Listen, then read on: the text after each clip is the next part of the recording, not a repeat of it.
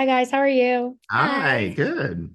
Samir, it's a bad day for me to talk to you because I am very deep into a rewatch slash finishing of The Walking Dead and have decided going into Fear the Walking Dead next. Okay. So I was like, oh no. But it does segue into a question about writing because, you've done true crime with your uncredited staff writing job goes, one of my favorite shows. And you also have, created this show that has a bunch of moving parts and a bunch of moving characters.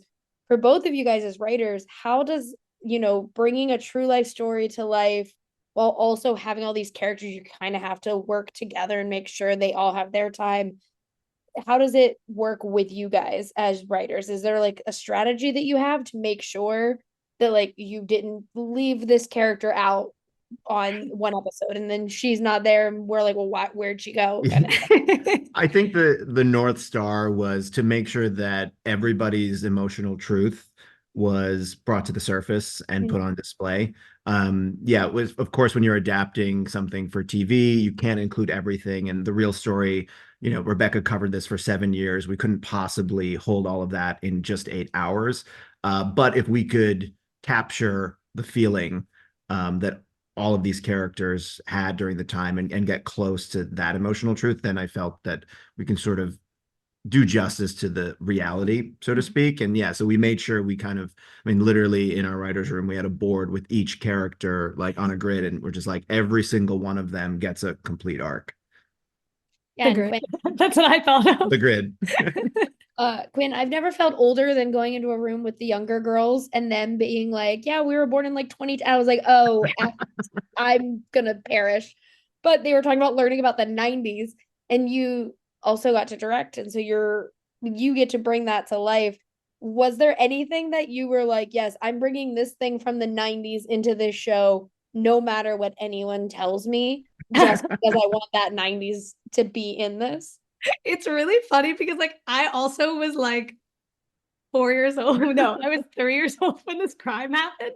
So I also was like not really remembering the 90s. But I'm obsessed with late 90s music. Like even in like middle school, high school, I like started to discover, Cat Power, Sonic Youth, those sort of artists. 90s music was like a massive thing for us on this. And so we really went in being like, oh man, I hope we have a solid music budget because we have some high hopes.